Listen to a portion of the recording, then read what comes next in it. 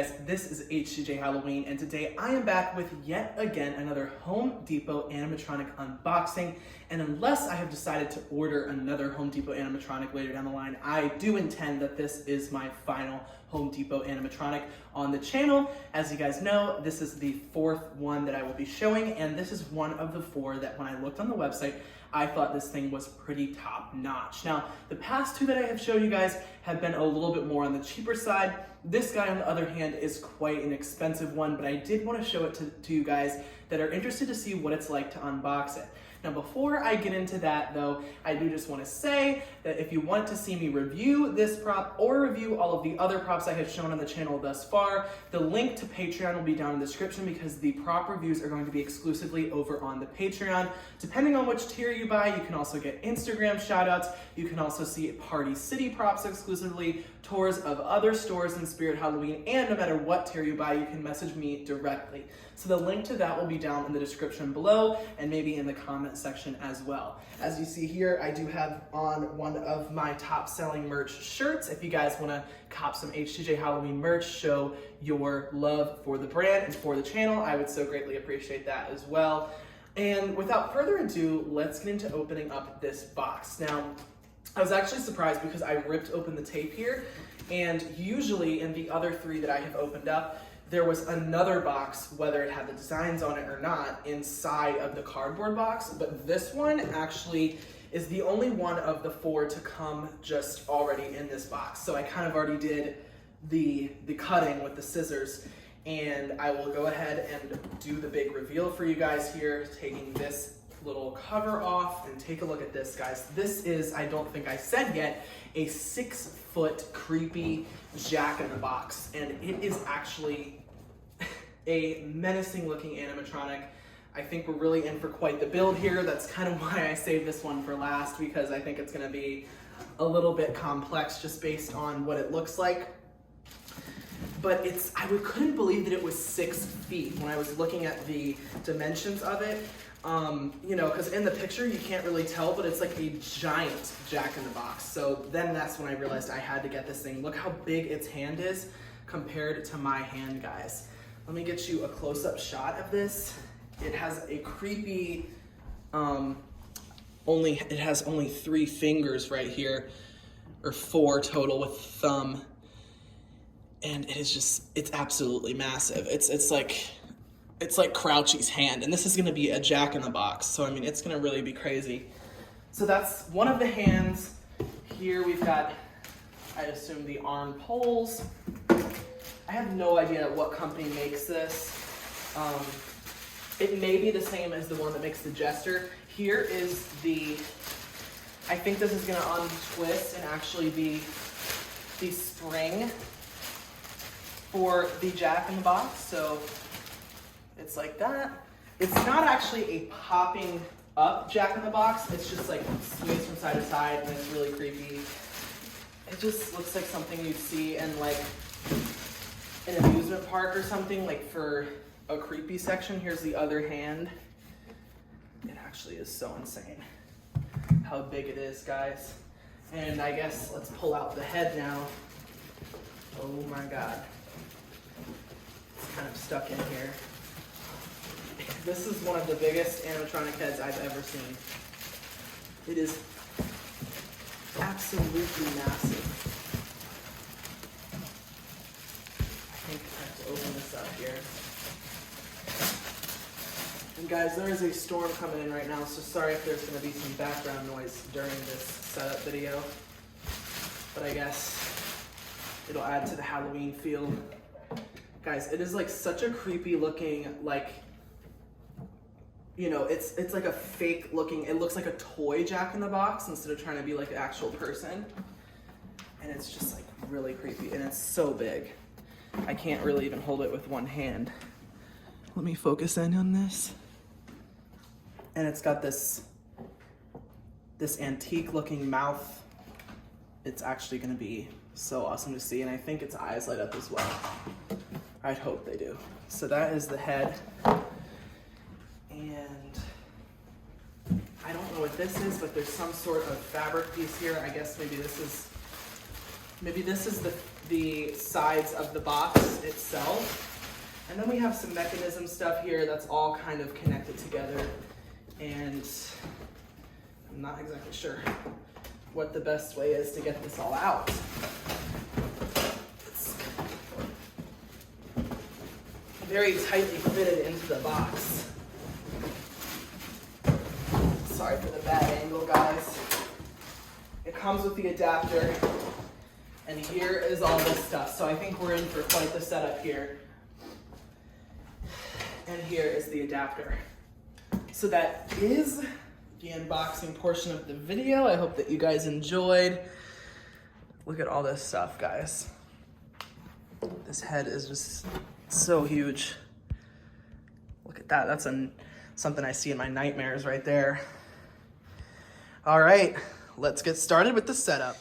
All right, so we're gonna get started here. We have the base in the correct orientation based on the instructions. Now we're taking this B pole and locking that into the center that you see sticking up there. And then we have to do kind of a tricky maneuver here because there are two little support poles right here that need to kind of go in, I think almost like as we're dropping it down. So let's see how this is gonna work here. I'm gonna put this right here, and then I don't know if we really have to kind of do a weird maneuver, or if we can just go in afterward, or let's see. So now I don't know if this is really gonna be able to get all the way down because this pole right here is really being pulled because it's not really fitting right. This one can go in, but this one is having a lot of trouble. I've gotten it in, and now I think we put all of the side legs on. We are just putting each of these leg poles on. Alrighty, that's the main frame we've got right there. All right, guys, and now we're putting this top metal square on top of this, and they emphasize that there's two notches on the side that need to end up on the back of the frame here.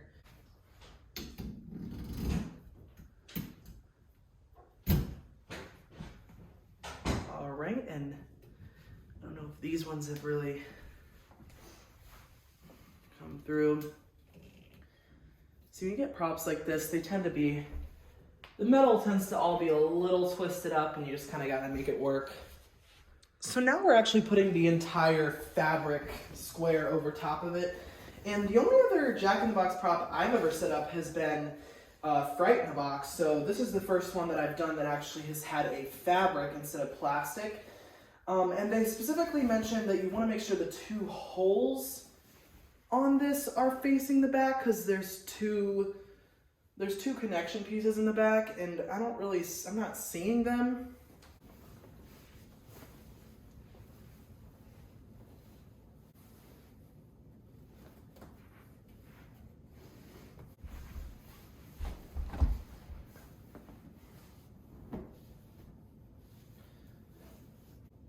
Oh my gosh, guys, so I almost got lucky and had it in the right spot. I see the holes.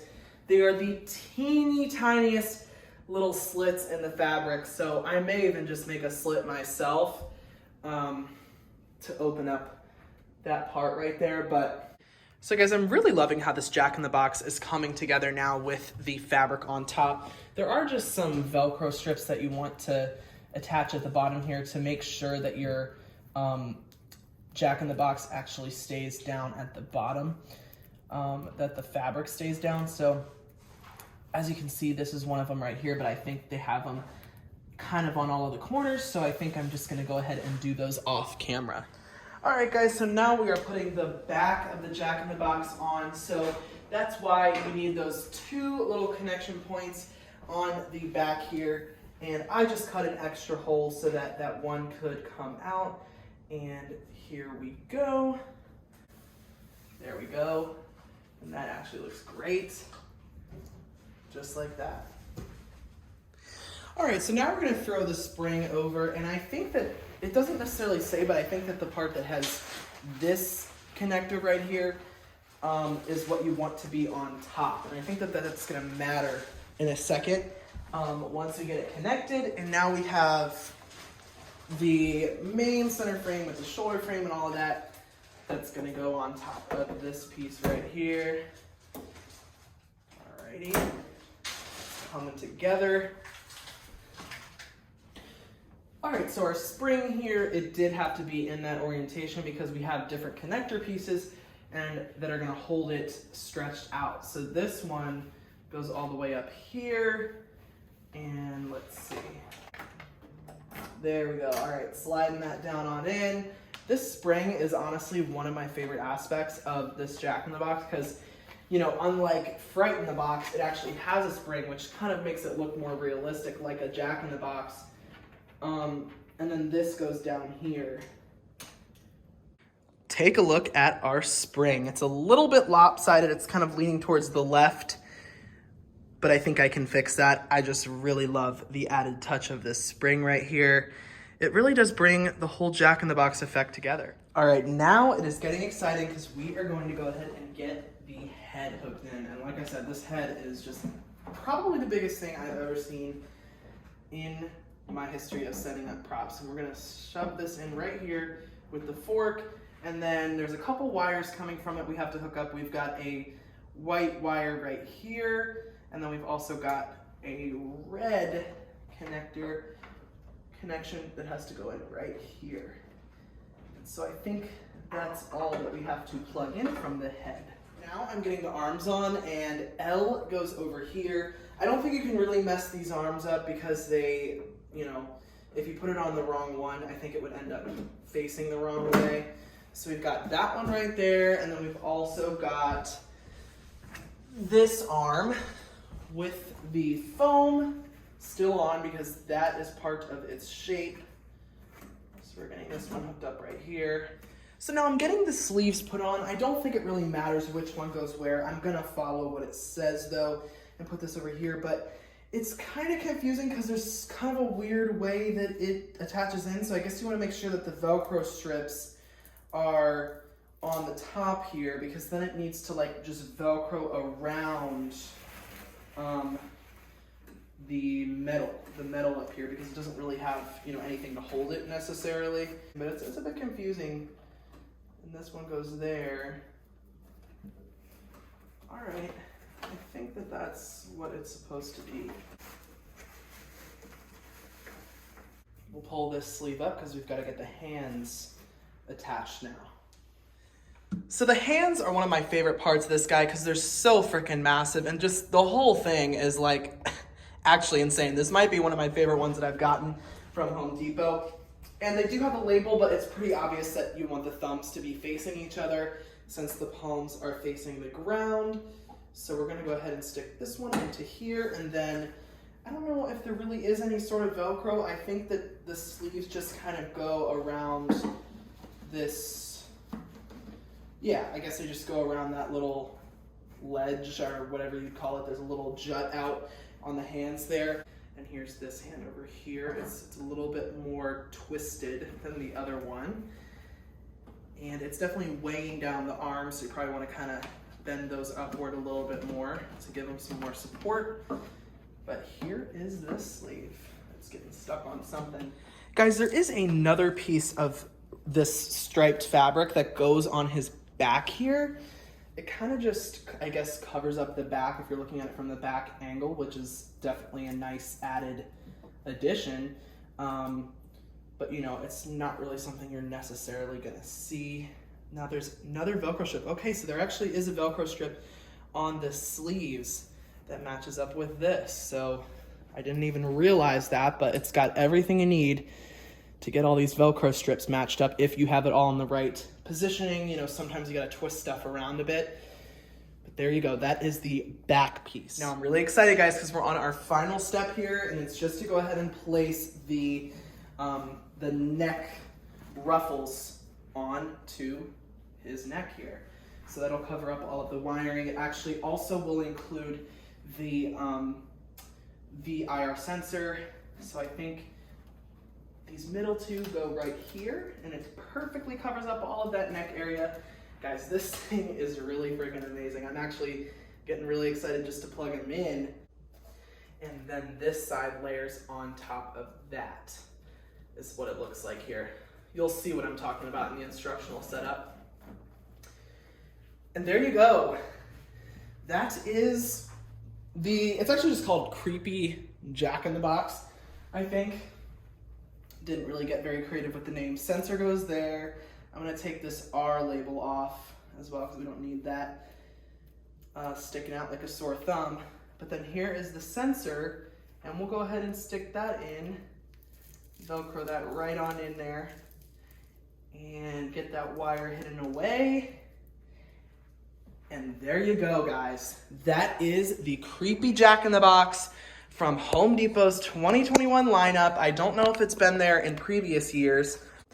Alrighty, you guys, this is the moment of truth. We've got our Jack in the Box all set up here, looking absolutely terrifying.